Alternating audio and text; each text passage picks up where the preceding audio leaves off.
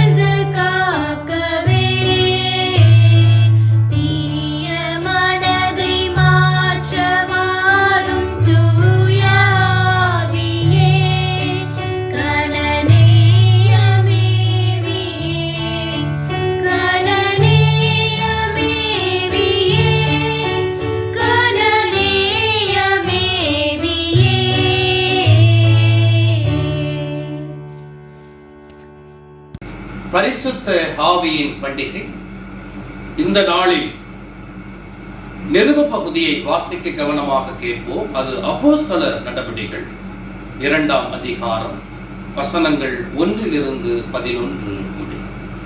அப்போஸ்தலர் நடபடிகள் அதிகாரம் 2 வசனங்கள் 1 தொடங்கி 11 முடியும். பெந்தகோஸ்தே என்னும் நாள் வந்தபோது அவர்கள் எல்லோரும் ஒருமனப்பட்டு ஓரிடத்தில் வந்திருந்தார்கள். அப்பொழுது பலத்த காற்று அடிக்கிற முழக்கம் போல வானத்தில் இருந்து சடிதியாய் ஒரு முழக்கம் உண்டாகி அவர்கள் உட்கார்ந்திருக்கிற வீடு முழுவதையும் நிரப்பிற்று. அல்லாமலும் அக்கினிமயமான நாவுகள் போல பிரிந்திருக்கும் நாவுகள் அவர்களுக்கு காணப்பட்டு அவர்கள் ஒவ்வொருவர் மேலும் வந்து அமர்ந்தது. அவர்கள் எல்லோரும் பரிசுத்த ஆவியினாலே நிரப்பப்பட்டு ஆவியானவர் தங்களுக்கு தந்தருளின வரத்தின்படியே வெவ்வேறு பாஷைகளிலே பேச தொடங்கினார்கள். வானத்தில் கீழ் இருக்கிற சகல தேசத்தாரிடம் இருந்து வந்த தேவ பக்தியுள்ள யூதர்கள் அப்பொழுது எருசலேமிலே வாசம் பண்ணினார்கள். அந்த சத்தம் உண்டான போது திரளான ஜனங்கள் கூடி வந்து தங்கள் தங்கள் பாஷைகளிலே அவர்கள் பேசுகிறதை அவரவர்கள் கேட்டபடியினாலே கலக்கமடைந்தார்கள்.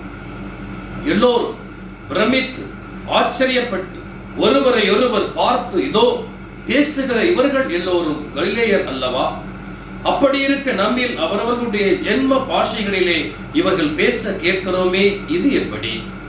பார்த்தரும் மேதரும் எலாமித்தரும் மெசொப்பொத்தேமியா, யூதேயா, கப்பதோக்கியா, பொந்து, ஆசியா, பிரிகியா, பம்பிலியா, எகிப்து என்னும் தேசத்தார்களும் சிரேனே பட்டணத்தை சுற்றி இருக்கிற லீபியாவின் திசைகளிலே குடியிருக்கிறவர்களும் இங்கே சஞ்சரிக்கிற ரோமாபுரியாரும் யூதரும் யூத மார்க்கத்தமை அமைந்தவர்களும் கிரேத்தரும் அரேபியருமாகிய நாம் தம்முடைய பாஷைகளிலே இவர்கள் தேவனுடைய மகத்துவங்களை பேச கேட்டோமே என்றார்கள் என்பதுவே வாசிக்கும்படியாக கொடுக்கப்பட்ட நிருப பகுதி வாசித்து முடித்தாயிற்று. ஆண்டவர் தாமே இந்த வார்த்தைகளை நமக்கு ஆசீர்வதித்து கொடுப்பாராக. ஆமென். ஜெபம் செய்வோம். எங்களை நேசிக்கிற நல்ல ஆண்டவரே, கிருபையாய் கொடுத்த அந்த புதிய நாளுக்காக உமக்கு நாங்கள் நன்றி சொல்லுகிறோம். இந்த புதிய நாளிலே திருச்சபை எங்களுக்கு கொடுத்த வண்ணமாக பரிசுத்த ஆவியை குறித்து நாங்கள் தியானிக்க போகிறோம். ஆண்டவரே, பரிசுத்த ஆவியின் பண்டிகையை கொண்டாடி கொண்டிருக்கிறோம் சுவாமி. ஆம் ஆண்டவரே, நீர் எங்களுக்கு கொடுத்த தேற்றரவாளனாகிய பரிசுத்த ஆவி எப்படி எங்களுக்குள்ளே கிரியை செய்து கொண்டிருக்கிறது என்பதை குறித்து நாங்கள் தியானித்து அதற்காக உமக்கு நாங்கள் நன்றி சொல்ல கடமைப்பட்டிருக்கிறோம். ஆண்டவரே, இப்பொழுதும் இந்த ஆராதனை துவக்கம் முதல் முடிவு வரை உம்முடைய கிருபை, உம்முடைய இரக்கம், உம்முடைய பிரசன்னம் எங்களோடு கூட இருந்து எங்களை வழிநடத்த வேண்டுமாய் ஜெபிக்கிறோம். இதை பார்த்து கொண்டிருக்கிற கேட்டுக்கொண்டிருக்கிற ஒவ்வொருத்தருடைய உள்ளத்திலும் இல்லத்திலும் உம்முடைய பரிசுத்த ஆவியானவரை அனுப்பி, தேற்றரவாளனை அனுப்பி ஒவ்வொருவரையும் நீர் ஆசீர்வதிக்கும்படியாக இயேசு கிறிஸ்துவின் வழியாக உம்மிடத்தில் கேட்கிறோம், ஜீவனுள்ள பிதாவே. ஆமென். இன்றைய நாளுக்காக திருச்சபை நமக்கு கொடுத்திருக்கிற நற்செய்தி பகுதியை வாசிக்க கவனமாக கேட்போமாக.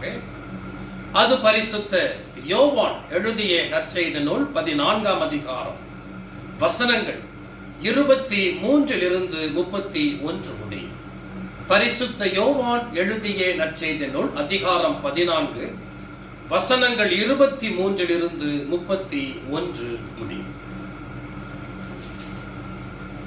இயேசு அவனுக்கு பிரதியுத்தரமாக, ஒருவன் என்னில் அன்பாயிருந்தால் அவன் என் வசனத்தை கைக்கொள்ளுவான்.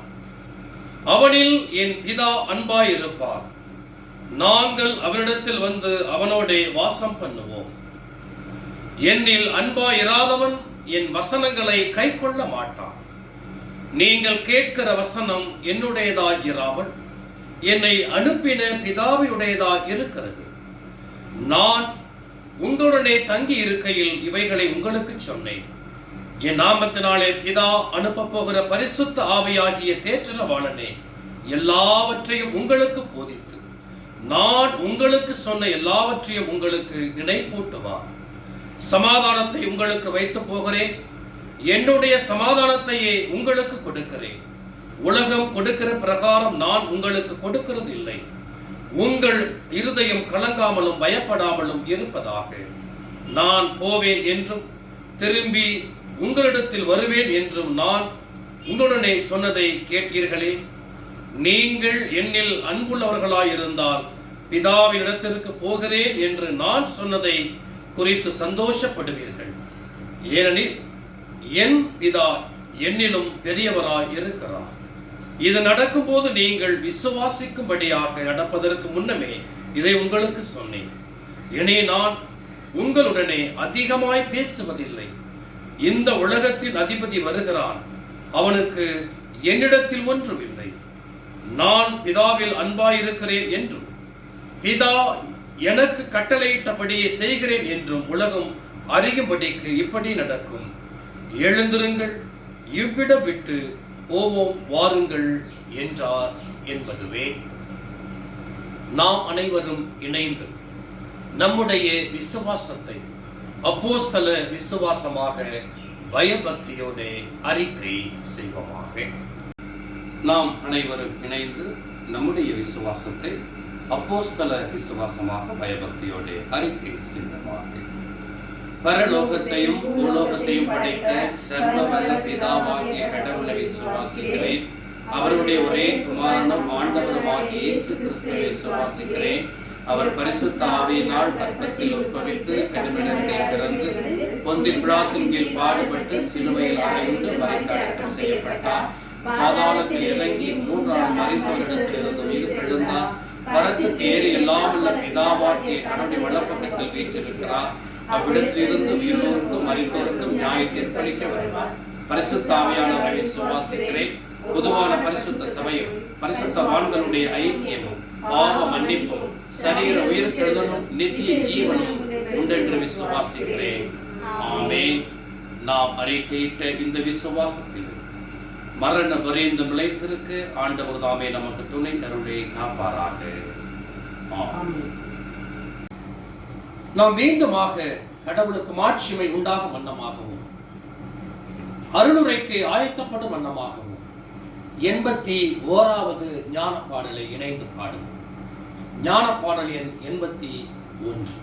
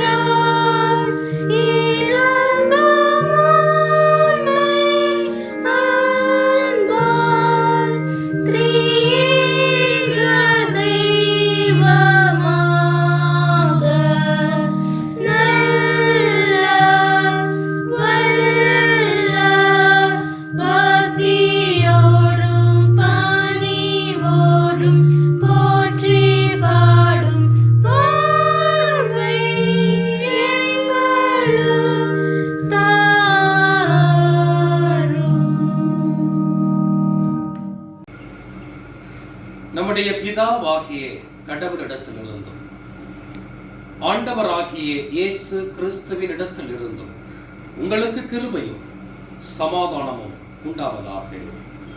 ஆமென். பரிசுத்த ஆவியின் பண்டிகையாகிய இந்த நாளிலே நாம் தியானிப்பதற்காக திருச்சபை கொடுத்திருக்கிற அருளுரை பகுதியை நாம் இப்பொழுது வாசிக்க கவனமாக கேட்போமாக. அது யோவேல் தீர்க்கதரிசியின் புத்தகம் 2ஆம் அதிகாரம் 28ஆம் வசனம் தொடங்கி 32ஆம் வசனங்கள் முடிய உள்ள திருமறை பகுதி. நானே அந்த திருமறை பகுதியை வாசிக்கிறேன். விவிலியம் வைத்திருப்பவர்கள் நீங்களும் அதை எடுத்து வாசிக்கும்படியாக அன்போடு கேட்டுக்கொள்ளப்படுகின்றீர்கள். யோவேல் 2ஆம் அதிகாரம் 28 32 முடி. அதற்கு பின்பு நான் மாம்சமான யாவர் மேலும் என் ஆவியை ஊற்றுவேன். அப்பொழுது உங்கள் குமாரரும் உங்கள் குமாரத்திகளும் தீர்க்க தரிசனம் சொல்லுவார்கள். உங்கள் மூப்பர் சொப்பனங்களையும் உங்கள் வாலிபர் தரிசனங்களையும் காண்பார்கள். ஊழியக்காரர் மேலும் ஊழியக்காரிகள் மேலும் அந்நாட்களில் என் ஆவியை ஊற்றுவேன். வானத்திலும் பூமியிலும் இரத்தம், அக்கினி, புகை ஸ்தம்பங்களாகிய அதிசயங்களை காட்டுவேன். கர்த்தருடைய பெரிதும் பயங்கரமான நாள் வரும் முன்னே சூரியன் இருளாகவும் சந்திரன் இரத்தமாகவும் மாறும். அப்பொழுது கர்த்தருடைய நாமத்தை தொழுது கொள்ளுகிறவன் எவனோ அவன் ரட்சிக்கப்படுவான். கர்த்தர் சொன்னபடி சீயோன் பர்வதத்திலும் எருசலேமிலும் கர்த்தர் வரவழைக்கும் மீதியா இருப்பவரிடத்திலும் ரட்சிப்பு உண்டாயிருக்கும் என்பதுவே. ஜெபம் செய்வோம். எங்கள் கண்மலையும் மீட்பருமாகிய கர்த்தாவே, அடியேன் பேச போகிற என்னுடைய வாயின் வார்த்தைகளும் இங்கே அமர்ந்திருக்கிற ஒவ்வொருத்தருடைய இருதயத்தின் சிந்தனைகளும் தியானங்களும் உம்முடைய சமூகத்தில் என்றென்றும் ஏற்புடையதாய் இருப்பதாக. ஆமென். கிறிஸ்துவுக்குள் எனக்கு அன்பான தேவனுடைய பிள்ளைகளே, மீண்டும் உங்களை சந்திப்பதிலே மிகுந்த மகிழ்ச்சி கொள்ளுகிறேன். இந்த நாளிலும் கூட பரிசுத்த ஆவியின் பண்டிகையை நாம் கொண்டாடுகிறோம். இந்த பரிசுத்த ஆவி என்பது என்ன? இந்த பரிசுத்த ஆவிக்கும் நமக்கும் என்ன தொடர்பு இருக்கிறது? இந்த பரிசுத்த ஆவி நம்முடைய உள்ளங்களிலே, நம்முடைய வாழ்க்கையிலே அது செயல்பட்டு கொண்டிருக்கிறதா? இந்த நாளிலே வாசிக்க கேட்ட அந்த திருமறை பகுதிக்கும் பெந்தேகோஸ்தே என்ற திருநாளிலே நமக்கு கொடுக்கப்பட்ட பரிசுத்த ஆவிக்கும் என்ன தொடர்பு இருக்கிறது என்பதை குறித்து இந்த நாளிலே நாம் தியானிக்க போகிறோம். கிறிஸ்துவுக்குள் எனக்கு அன்பானவர்களே,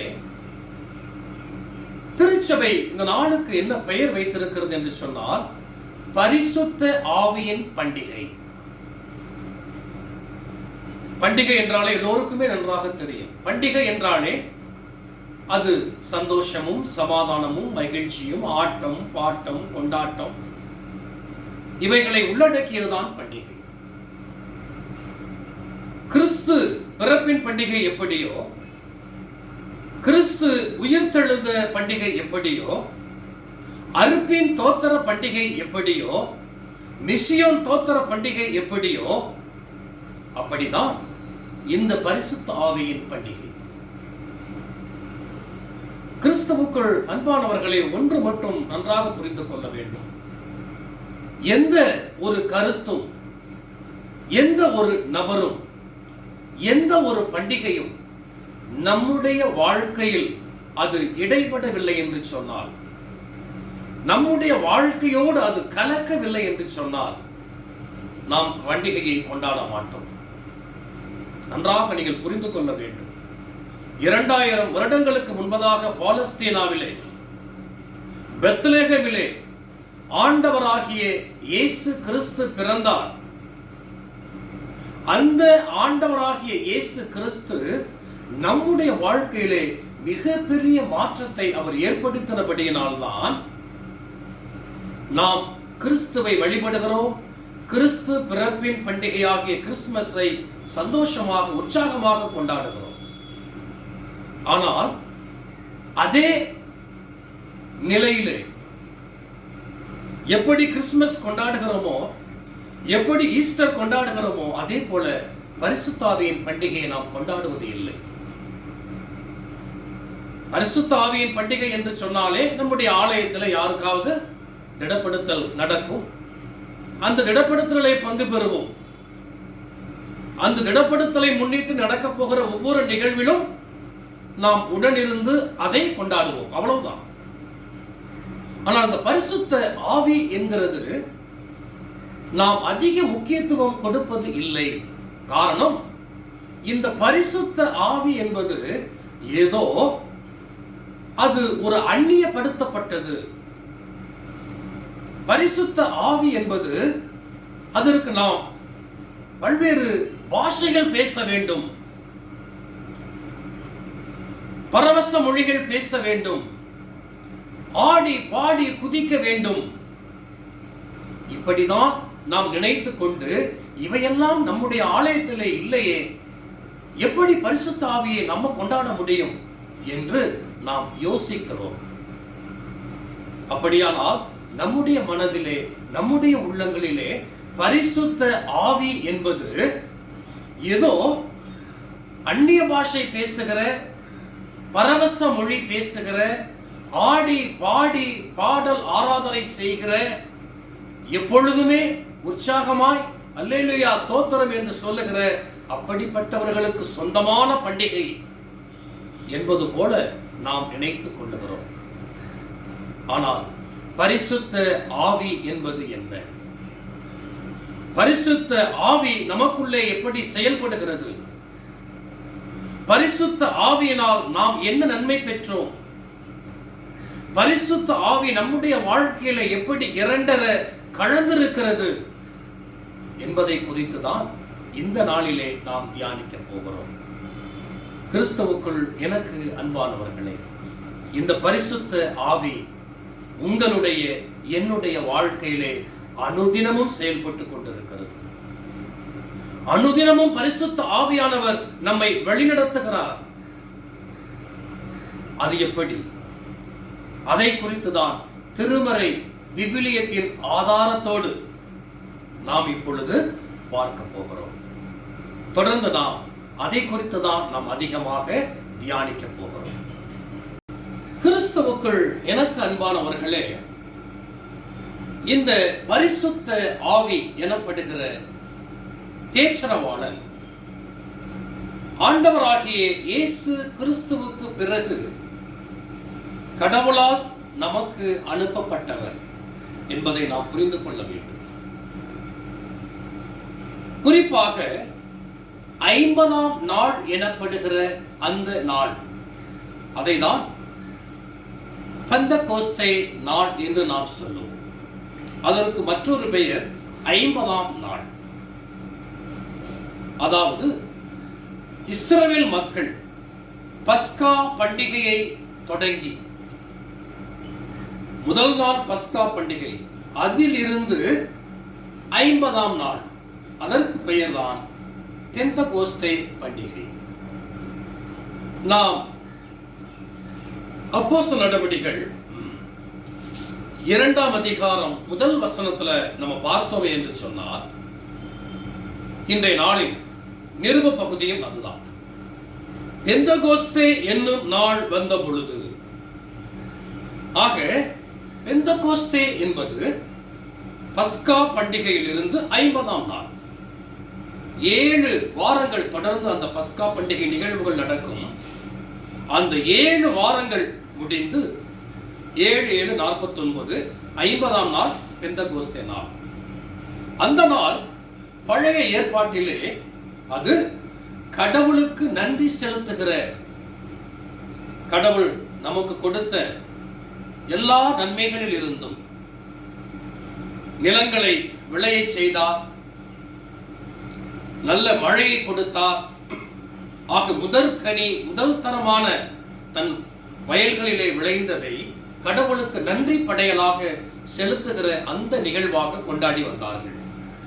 இந்த 50ஆம் நாள் எனப்படுகிற பெந்தகோஸ்தே நாளை இஸ்ரவேல் மக்கள் அப்படிதான் கொண்டாடி வந்தார்கள். ஆனால் நம்முடைய ஆண்டவராகிய இயேசு கிறிஸ்து, நம்முடைய கடவுள், அந்த நாளை பரிசுத்த ஆவியை நமக்கு கொடுக்கிற ஒரு நாளாக மாற்றினார். கிறிஸ்துவுக்குள் எனக்கு அன்பானவர்களே, இந்த நாளிலும் கூட அந்த பரிசுத்த ஆவியானவர், இந்த பரிசுத்த ஆவியானவராகிய தேற்றரவாளன் நம்மோடு எப்படி தொடர்ந்து பயணித்து வருகிறார், நம்ம எப்படி அவர் வழிநடத்துகிறார் என்பதை குறித்து நாம் இப்பொழுது பார்க்க போகிறோம். கிறிஸ்துவுக்குள் எனக்கு அன்பானவர்களே, யோவான் 14ஆம் அதிகாரம் 1ஆம் வசனத்துல நான் வாசிக்கிறேன். உங்கள் இருதயம் கலங்காதிருப்பதாக என்று சொல்லிதான் அந்த அதிகாரத்தை துவக்குவார். காரணம், அங்கே தான் பிதாவினிடத்திற்கு போகிறேன், நான் உங்களை விட்டு பிதாவினிடத்திற்கு போகிறேன். அதான் ரொம்ப முக்கியம். நான் 3.5 ஆண்டுகள் அவரோடு இருந்த சீடர்களை விட்டு பிதாவினிடத்திற்கு நான் போகிறேன் என்கிற அந்த ஃபேர்வெல் அட்ரஸ் அப்படிம்பாங்க இல்லைங்களா, ஆங்கிலத்துல பிரியா விடை என்று சொல்வார். அதை தன்னுடைய சீடர்களுக்கு அவர் உரையாற்றுகிறார். அப்பொழுது துவக்கத்தில் அப்படிதான் சொல்றார். எப்படி சொல்றாருன்னா, உங்கள் இருதயம் கலங்காதிருப்பதாக. என்ன காரணம் என்றால், நான் உங்களை விட்டு பிரிய போகிறேன். கிறிஸ்துவுக்குள் அன்பானவர்களே, சீடர்களுக்கு 3.5 ஆண்டுகள் ஆண்டவராக இயேசு கிறிஸ்துவோடு பயணித்து சென்ற அவர்களுக்கு இனிமேல் அவர் இல்லை என்று சொன்னால் எப்படி இருக்கும்? ஆகவேதான் நம்முடைய ஆண்டவர் இப்படி ஆரம்பிக்கிறார், உங்கள் இருதயம் கலங்காதிருப்பதாக. கிறிஸ்துவுக்குள் அன்பானவர்களே, மறுபடியும் நான் லூக்கா 24ஆம் அதிகாரத்தை நான் உங்களோடு 24ஆம் அதிகாரத்துல 50 to 52 வசனங்கள் உள்ளடக்கிய பகுதியை நான் வாசிக்கிறேன். பின்பு அவர் பெத்தானியா வரைக்கும் அவர்களை அழைத்து கொண்டு போய் தம்முடைய கைகளை உயர்த்தி அவர்களை ஆசீர்வதித்தார். அவர்களை ஆசீர்வதிக்கையில் அவர்களை விட்டு பிரிந்து பரலோகத்துக்கு எடுத்துக் கொள்ளப்பட்டார். அவர்கள் அவரை பணிந்து கொண்டு மிகுந்த சந்தோஷத்தோடு எருசலேமுக்கு திரும்பி வந்து. இந்த பகுதி ஆண்டவராகிய இயேசு கிறிஸ்துவினுடைய பரமேறுதலை குறித்து சொல்லப்படுகிறது. அவர் பரத்துக்கு எடுத்துக் கொள்ளப்படுவதை குறித்து இங்கே சொல்லப்படுகிறது. இயேசு என்ன செய்யறாங்க, எல்லா சீடர்களையும் அழைத்துக் கொண்டு பெத்தானியாவுக்கு போகிறார். பெத்தானியாவிற்கு சென்று அங்கிருந்து அவர் பரத்துக்கு எடுத்துக் கொள்ளப்படுகிறார். அப்படி எடுத்துக் கொள்ளப்படும் பொழுது அவர்கள் ஆண்டவராக இயேசு கிறிஸ்து 2 கரங்களையும் உயர்த்தி அவர்களை ஆசீர்வதிக்கிறார். அப்படியே அவர் பரத்துக்கு எடுத்துக் கொள்ளப்படுகிறார். அப்படி எடுத்துக் கொள்ளப்படும் பொழுது சீடர்கள் அப்பொழுது செய்த காரியம் என்ன தெரியுமா?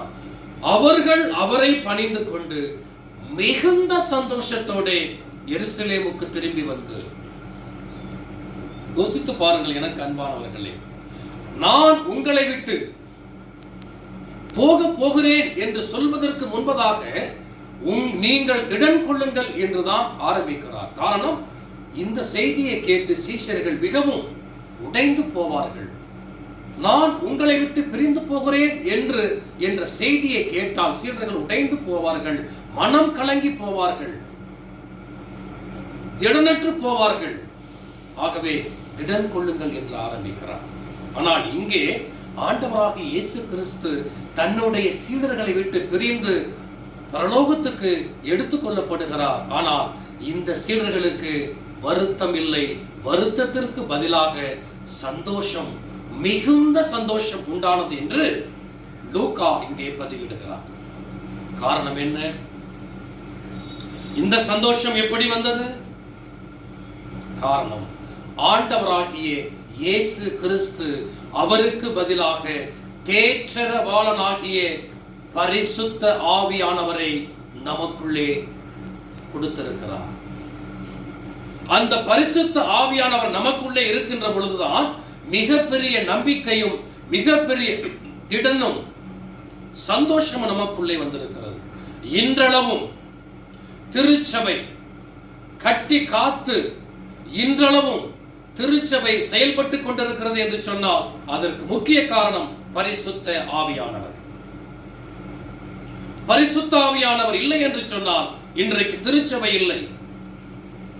கிறிஸ்துவுக்குள் அன்பானவர்களே, அதன் பிறகு நீங்க பாத்தீங்கன்னா சந்தோஷத்தோட திரும்பி வந்து எருசலேமுக்கு போய் நாள்தோறும் தேவாலயத்திலே தேவனை புகழ்ந்து துதித்துக் கொண்டிருந்தார்கள், ஊழியம் செய்தார்கள். அன்பானவர்களே, அப்படியானால் திருச்சபை இந்த அளவுக்கும் இருக்கிறது என்று சொன்னால் அதற்கு காரணம் பரிசுத்த ஆவியானவர். அந்த பரிசுத்த ஆவியின் துணை கொண்டுதான் சீஷர்கள் தங்களுடைய ஊழியத்தை ஆரம்பித்தார்கள்.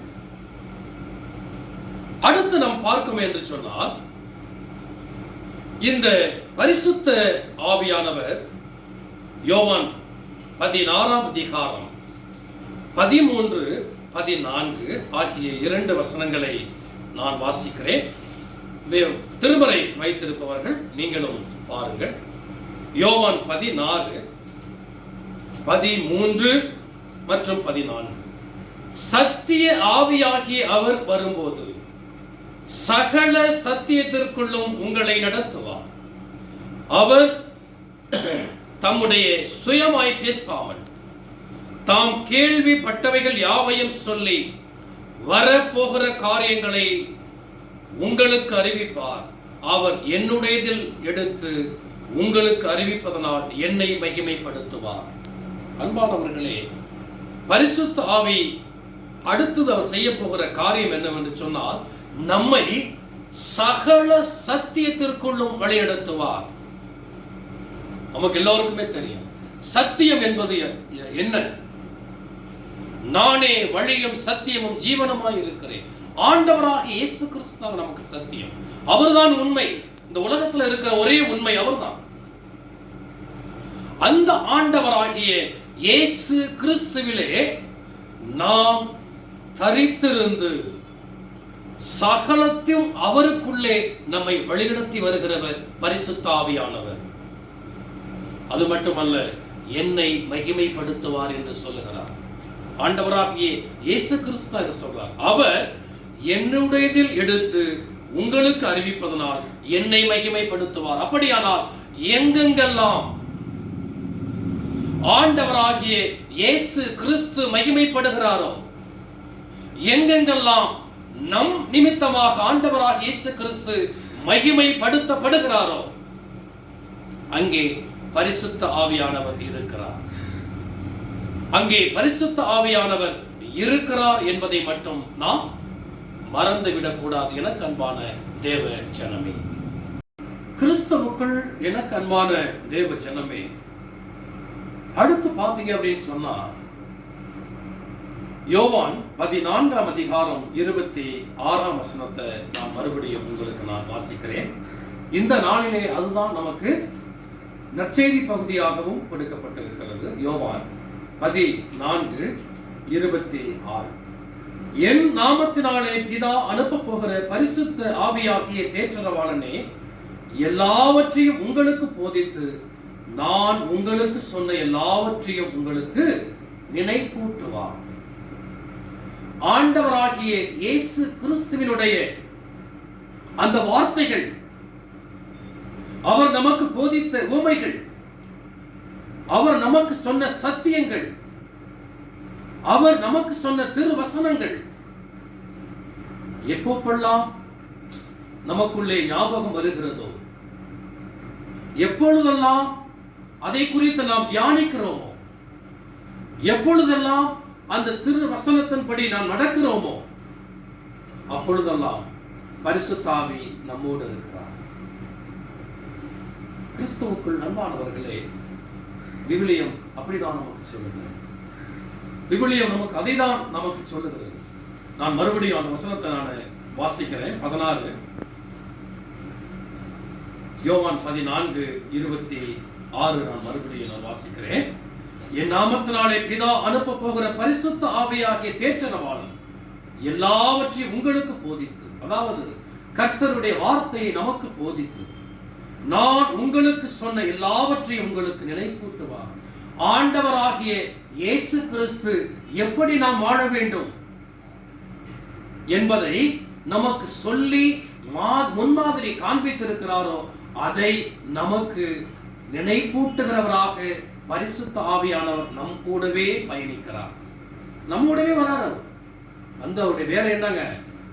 ஆண்டவராக இயேசு கிறிஸ்து இப்படி சொல்லி இருக்கிறாரே, ஆனால் நீ இப்படி நடக்கிறியே.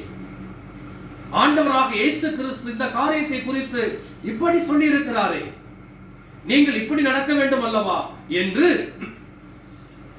நமக்கு ஆண்டவராக இயேசு கிறிஸ்துவின் சத்தியத்தை நமக்கு நினைப்பூட்டுகிறவராகவும் அதன்படி நம்முடைய வாழ்க்கையை நடப்பிக்கிறவராகவும் நம்மோடு கூட வருகிறார்.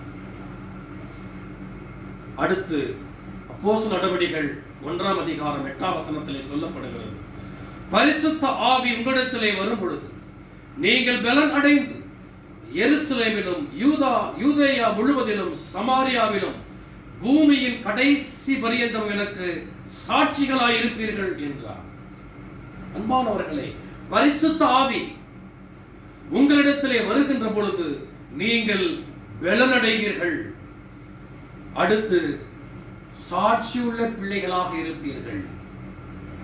யார் யாரெல்லாம் பலனடைந்து தைரியத்தோடு இருக்கிறார்களோ, யார் யாரெல்லாம் ஆண்டவராகிய இயேசு கிறிஸ்துவுக்கு சாட்சியுள்ள பிள்ளைகளாக இருக்கிறீர்களோ, அப்படிப்பட்ட வாழ்க்கை வாழுகின்றீர்களோ, அங்கே பரிசுத்த ஆவி இருக்கிறார்.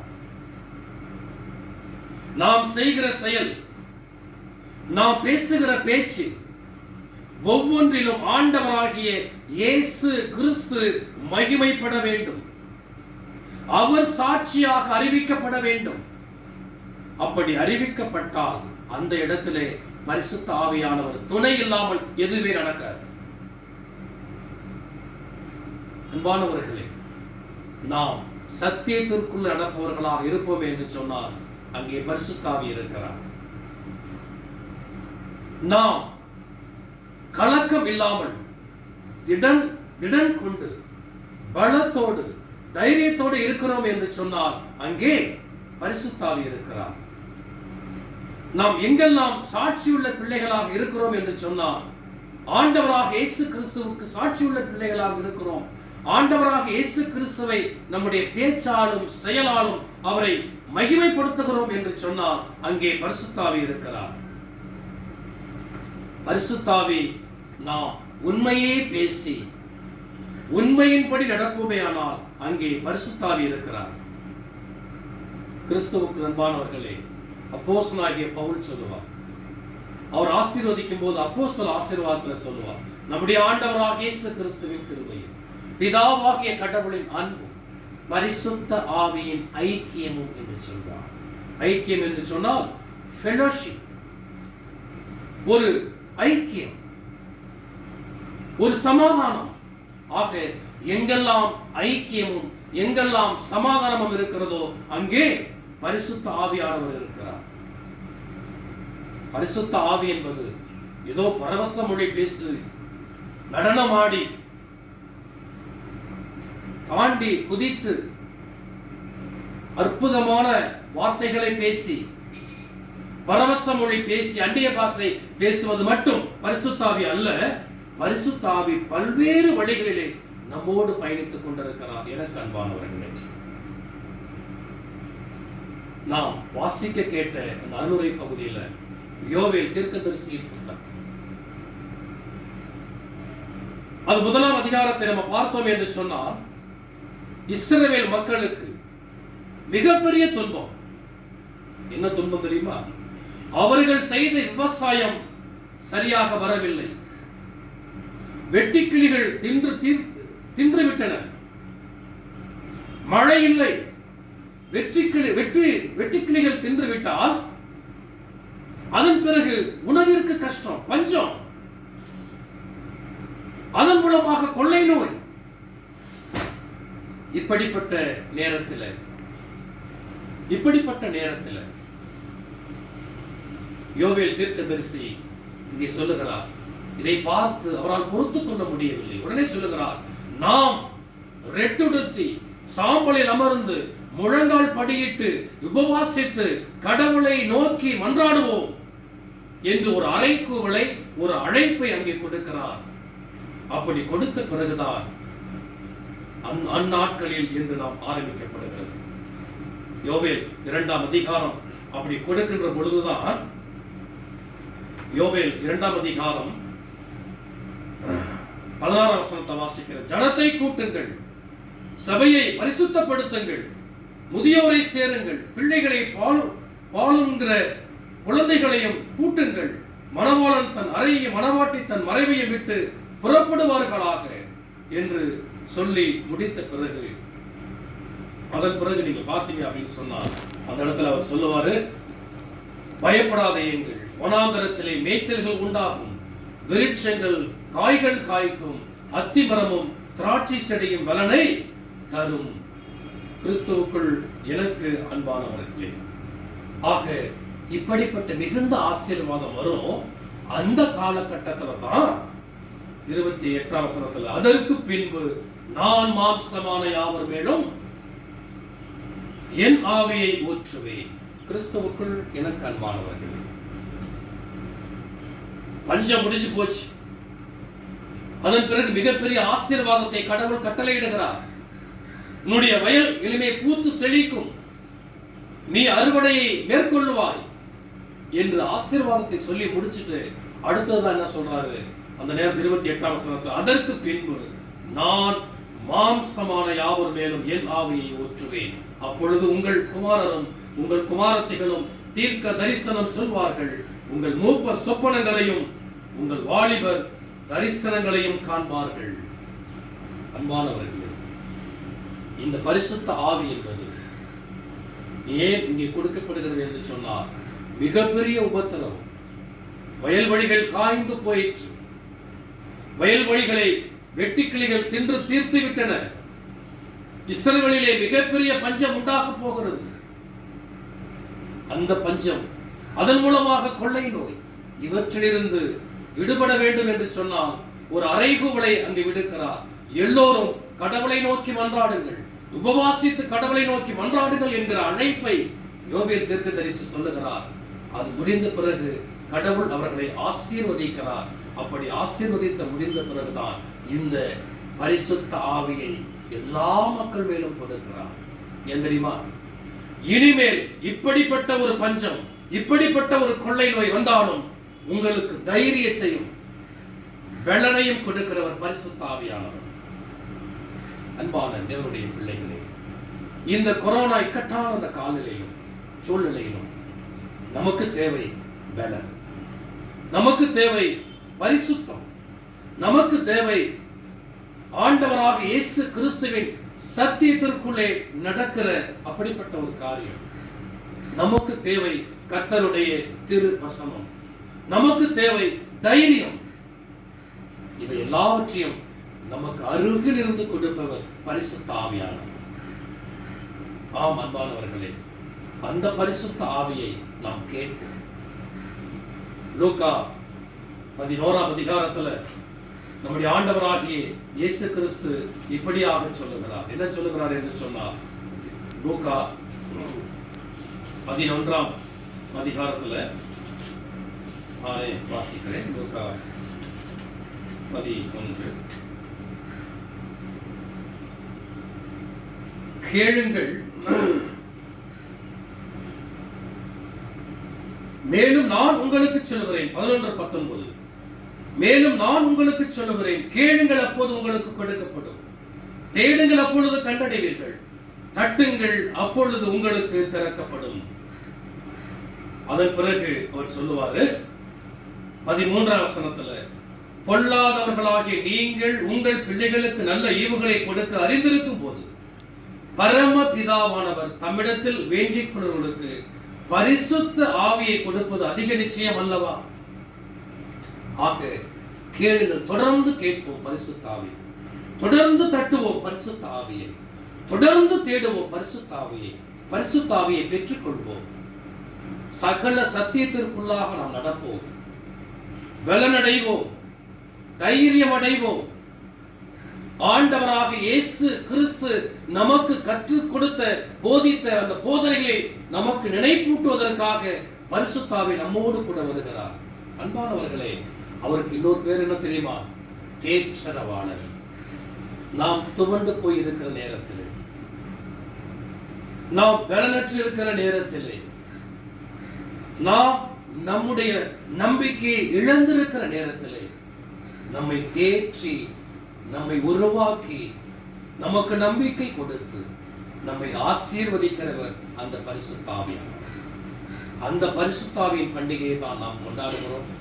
அந்த பரிசுத்த ஆவி நமக்குள்ளே வரட்டும், நம்முடைய உள்ளங்களிலே வரட்டும், நம்முடைய இல்லங்களிலே வரட்டும். நம்மை பலப்படுத்தி அவர் காப்பார். இந்த கொள்ளை நோய், மிகப்பெரிய இந்த கொரோனா தொற்று மிகவும் அதிகமாக விரைவாக பரவிக்கொண்டிருக்கிற இந்த சூழ்நிலையிலே நமக்கு தேவை பலன், நமக்கு தேவை தைரியம். ஆம் அன்பானவர்களே, அப்படிப்பட்ட பலனையும் தைரியத்தையும் கடவுளால் நமக்கு அனுப்பப்பட்ட தேற்றவாளன் நமக்கு கொடுத்து, சகல சத்தியத்திற்குள்ளேயும் நம்மை வழிநடத்தி, கர்த்தர் நமக்கு போதித்த திருவசனங்களை நமக்கு நினைப்பூட்டி, எல்லாருக்கும் முன்பதாக நாம் ஆண்டவராக இயேசு கிறிஸ்துவுக்கு சாட்சியுள்ள பிள்ளைகளாக வாழ பரிசுத்த ஆவி நமக்கு துணை கொண்டு ஆசீர்வதிப்பாராக. அன்பானவர்களே, பரிசுத்த ஆவி எப்படியெல்லாம் நம்முடைய வாழ்க்கையில இருக்கிறது என்பதை நாம் புரிந்து கொள்வோம். பரிசுத்த ஆவியை நோக்கி நாம் ஜெபிப்போம். பரிசுத்த ஆவிக்காக ஜெபிப்போம், தேடுவோம், தட்டுவோம். ஆண்டவரிடத்திலே தொடர்ந்து பரிசுத்த ஆவியை கேட்போம், பெற்றுக்கொள்வோம், சந்தோஷமாயிருப்போம். கடவுள் நம்மை ஆசீர்வதித்து காப்பாராக. ஆமென். நாம் மீண்டும் கடவுளுக்கு மாட்சிமை உண்டாகும் வண்ணமாகவும், கர்த்தருக்கு காணிக்கை படைக்கும் வண்ணமாகவும் 84வது ஞான பாடலை இணைந்து பாடுவோம். வாரும் தெய்வ ஆவி வாரும் என்ற 84வது பாடலை, ஞான பாடலை இணைந்து பாடு.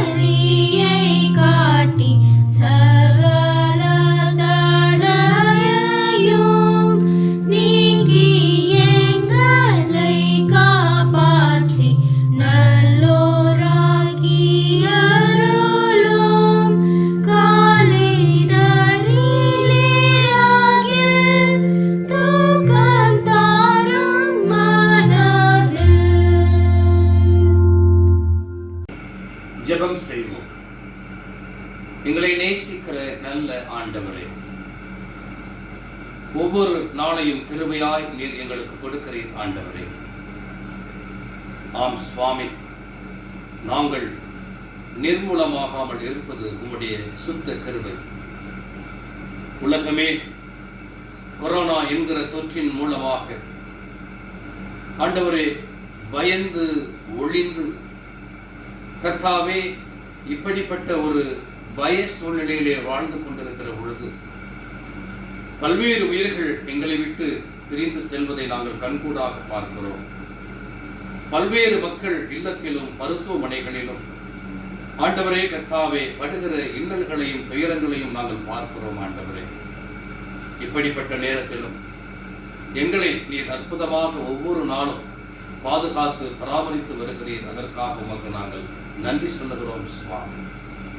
இப்பொழுதும் கூட ஆண்டவரே, பரிசுத்த ஆவியின் பண்டிகையை கொண்டாடி கொண்டிருக்கிற நாங்கள் முதலாவது, ஆண்டவரை நாங்கள் பரிசுத்த ஆவியை நீர் எங்களுக்கு கொடுக்க வேண்டும் என்று கெஞ்சுகிறோம் ஆண்டவரே. ஆம் சுவாமி, கேளுங்கள் கொடுக்கப்படும், தட்டுங்கள் திறக்கப்படும், கேளுங்கள் தேடுங்கள் கண்டடைவீர்கள் என்கிற திருவசனத்தின் அடிப்படையிலே நாங்கள் பரிசுத்த ஆவியை ஆண்டவரே உம்மிடத்திலே கேட்கிறோம். பரிசுத்த ஆவிக்காக விடாமல் உம்முடைய கதவை தட்டுகிறோம். ஆம் ஆண்டவரே, பரிசுத்த ஆவி வேண்டும் என்று ஆண்டவரை நாங்கள் தேடுகிறோம். ஆண்டவரே, பரிசுத்த ஆவியை எங்களுக்கு கொடுத்து தைரியம் உள்ளவர்களாகவும், ஆண்டவரை பலன் அடைகிற பிள்ளைகளாகவும், சகல சத்தியத்திற்குள்ளாகவும் நடக்கிற பிள்ளைகளாகவும், ஆம் ஆண்டவரே, உம்முடைய திரு வார்த்தை ஆண்டவரே நாங்கள் அதை நினைப்பூட்டுகிற பரிசுத்த ஆவி எங்களுக்கு கொடுத்து உமக்கு சாட்சி உள்ள பிள்ளைகளாக வாழ தேவரீர் நீர் கிருபை செய்ய வேண்டுமாய் ஜெபிக்கிறோம் ஆண்டவரே. ஆம் சுவாமி ஆண்டவரே, மற்றும் இந்த நேரத்திலும் கூட மருத்துவமனைகளிலும் இல்லங்களிலும் உலகம் முழுவதும் ஆண்டவரே கொரோனாவை எதிர்த்து போராடி ஆண்டவரே மடிந்து பல்வேறு வகையிலே கவலைக்குள்ளாக இருக்கிற, சோர்வுக்குள்ளாக இருக்கிற மக்களுக்காக வருகிறோம் ஆண்டவரே. நீர் ஒருவரே மருத்துவர், நீர் ஒருவரே சர்வ வல்லமை உள்ளவர், நீர் ஒருவரே ஆண்டவரே கர்த்தாவே ஒரு வார்த்தையிலே எல்லாரையும் எல்லாவற்றையும் குணமாக்குகிற கடவுள். இடத்திலே கெஞ்சி மன்றாடுகிறோம் ஆண்டவர். இப்படிப்பட்ட சுகவீனத்தினால் பாதிக்கப்பட்டிருக்கிற ஒவ்வொரு பிள்ளைகளுக்காக வருகிறோம். அது மட்டுமல்ல, எங்களுடைய குருசேகரத்தில் இருக்கிற எங்களுடைய கோவில் பிள்ளை திரு தேவராஜ் அவர்களுக்காக வருகிறோம். ஆம் ஆண்டவரே, மிகவும் கர்த்தாவே கொரோனா வியாதியினால் மிகவும் கஷ்டப்பட்டு கொண்டிருக்கிற அருமை சகோதரர் தேவராஜுக்காக வருகிறோம். அந்த கொரோனா நோயிலிருந்து விரைவாக மீண்டு வந்து மீண்டும் தன்னுடைய பணியை துவக்க அதற்கேற்ற எல்லா ஆண்டவரை வழிமுறைகளையும் நீர் திறந்து கொடுக்க இடத்திலே கெஞ்சி மன்றாடுகிறோம் ஆண்டவரே. உடைய துணைவியா பிள்ளைகளுக்காக வருகிறோம். உம்முடைய ஆசீர்வாதத்தை கொடுத்து நீர் ஆசீர்வதிக்க வேண்டுமா ஜெபிக்கிறோம் சுவாமி. தொடர்ந்து உம்முடைய பாதுகாப்பின் கரம் ஆண்டவரே தேவராஜோடும் அவரோடு இருக்கிற மற்றும் சக நோயாளிகளோடும் அவர்களுக்கு பணிவிடை செய்கிற மருத்துவர்கள் செவிலியர்கள் எல்லாருக்காக வருகிறோம். உம்முடைய பாதுகாப்பின் கரம் ஒவ்வொரு பிள்ளைகளோடும் இருக்க வேண்டுமாய் ஜெபிக்கிறோம். தொடர்ந்து உம்முடைய பாதுகாப்பை எங்களுக்கு கொடுத்திருக்கிறோம். எங்களுடைய குருசேகரம், எங்களுடைய திருச்சபை எல்லாவற்றிற்காக வருகிறோம். உங்களுடைய குருசேகரத்தில் திருச்சபையில இருக்கிற ஒவ்வொரு விசுவாசிகளுக்காக வருகிறோம். விசுவாசிகளின் குடும்பங்களுக்காக வருகிறோம் ஆண்டவரே. எல்லோரையும் உம்முடைய சட்டைகளின் கீழ் மறைத்து ஆசீர்வதித்து பாதுகாக்க வேண்டுமாய் இயேசு கிறிஸ்துவின் வழியாக உம்மிடத்திலே கெஞ்சி மன்றாடுகிறோம் ஜீவனுள்ள பிதாவே, ஆமென். பரமண்டலங்களில் இருக்கிற எங்கள் பிதாவே, நாமம் பரிசுத்தப்படுவதாக, உம்முடைய ராஜ்யம் வருவதாக, உம்முடைய சித்தம் பரமண்டலத்திலே செய்யப்படுகிறது போல பூமியிலேயும் செய்யப்படுவதாக. அன்றைய வேண்டிய ஆகாரத்தை இன்று எங்களுக்கு தந்தரலும், நாங்கள் எங்கள் நாடுகளுக்கு மன்னிக்கிறது போல நீர் எங்கள் பாவக்கடன்களை மன்னித்தரணும். எங்களை சோதனைக்குள் பிரவேசிக்க பண்ணாததும் தீமைகளை செய்வோம். ராஜ்யமும் வல்லமையும் மகிமையும் என்றென்றைக்கும் உடைமைகளே, ஆமென். கர்த்தரானவர் உங்களோடு இருப்பார்.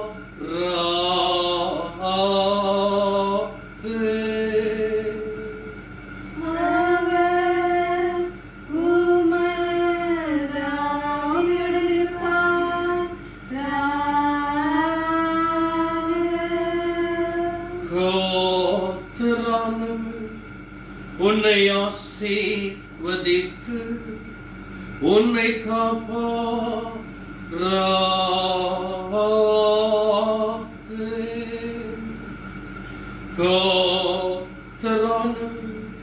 தமது திருமுகத்தை உன்மே பிரகாசிக்க செய்து உன்னிடம் கிருபையுள்ளவராயிருப்பார்.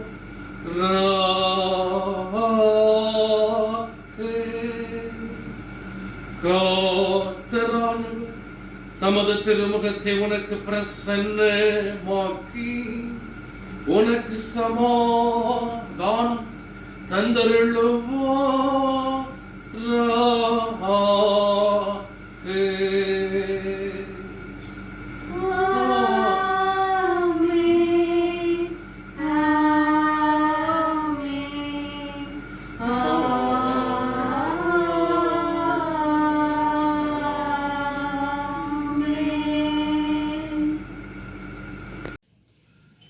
நாம் மீண்டும் கடவுளுக்கு மாட்சிமை உண்டாகும் வண்ணமாக ஆராதனை நிறைவு பாடலாக 93வது ஞான பாடலை இணைந்து பாடுவோம்.